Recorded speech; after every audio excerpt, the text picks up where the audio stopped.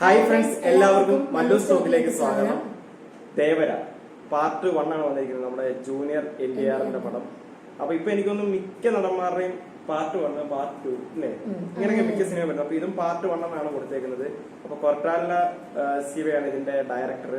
പിന്നെ ഇതിന്റെ മ്യൂസിക് കൈകാര്യം ചെയ്തേക്കുന്നത് അനിരുദ്ധാണ്. അനിരുദ്ധിന്റെ ഇപ്പൊ വരുന്ന പടങ്ങളെല്ലാം അല്ലെ ഗംഭീര ഹിറ്റ് അടിച്ചുകൊണ്ടിരിക്കുകയാണ്.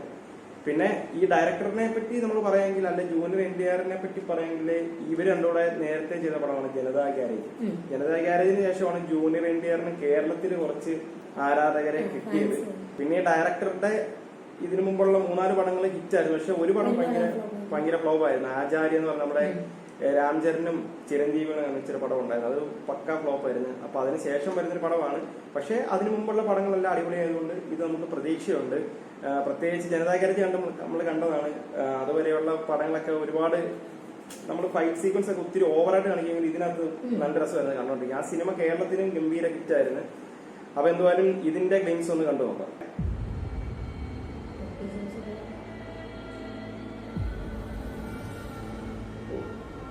വിഷുള്ള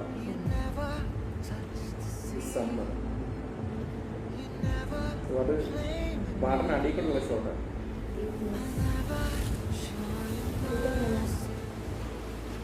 കടലിന്റെ സംഭവങ്ങളാണ് പറയുന്നത് സിനിമയിലെ. അനിരുദ്ധിന്റെ സോങ്ങുണ്ട്.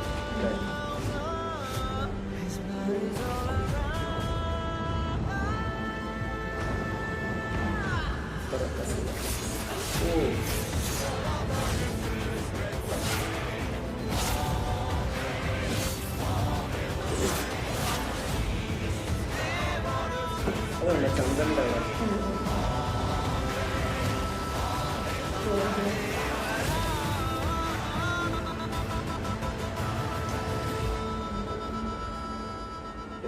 ഈ കടൽ മത്സ്യങ്ങളെക്കാൾ കത്തിയെയും ജക്തത്തെയുമാണ് കൂടുതൽ കണ്ടിരിക്കുന്നത്. അതുകൊണ്ടാണ് ഇതിനെ ചെങ്കടൽ എന്ന് വിളിക്കുന്നത്.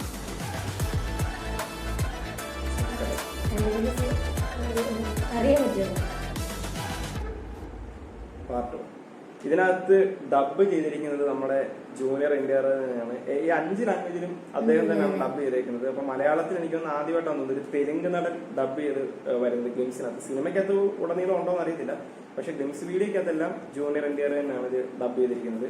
അപ്പൊ അതാണ് ഇതിനകത്ത് ഏറ്റവും വലിയൊരു പ്രത്യേകത. പിന്നെ ബീജിയമാണ് ഇതിനകത്ത് നമുക്കില്ലേ തോന്നിയത്. ബീജിയമാണ് ഇതിനകത്ത് ഇപ്പൊ മികച്ചു നിൽക്കുന്നത്. അത് അനിരുദ്ധ് അടിപൊളിയായിട്ട് ചെയ്തിട്ടുണ്ട്. ആ ഒരു ഇംഗ്ലീഷ് സോങ്ങും പിന്നെ ലാസ്റ്റ് പാർട്ടൊക്കെ വരുമ്പോഴത്തേക്ക് ബീജിയം അടിപൊളിയായിട്ട് ചെയ്തിട്ടുണ്ട്.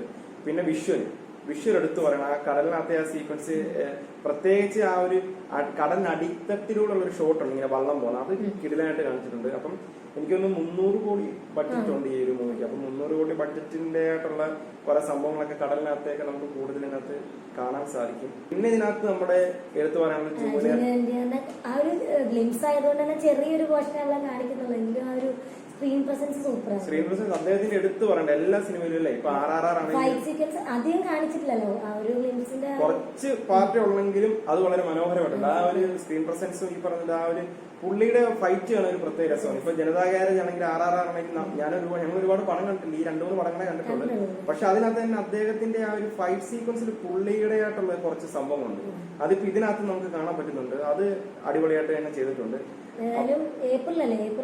സമ്മറിനാണ്. അപ്പം നമുക്ക് അതുവരെ വെയിറ്റ് ചെയ്യാം. ബിഗ് ബഡ്ജറ്റ് മൂവിയാണ്. പിന്നെ ഇപ്പം ഒരുപാട് ആരാധകർ ഇപ്പം ജൂനിയർ NTRന് കേരളത്തിലുണ്ട്. അപ്പം പടം നല്ലൊരു പടമാകട്ടെ. പിന്നെ ഡയറക്ടർ കൊർട്ടാല ശിവയുടെ ഒരു തിരിച്ചറിവുകളാകട്ടെ എന്ന് നമുക്ക് ആഗ്രഹിക്കാം എന്ന് പറഞ്ഞുകൊണ്ട് നിർത്തുന്നു. Okay, by.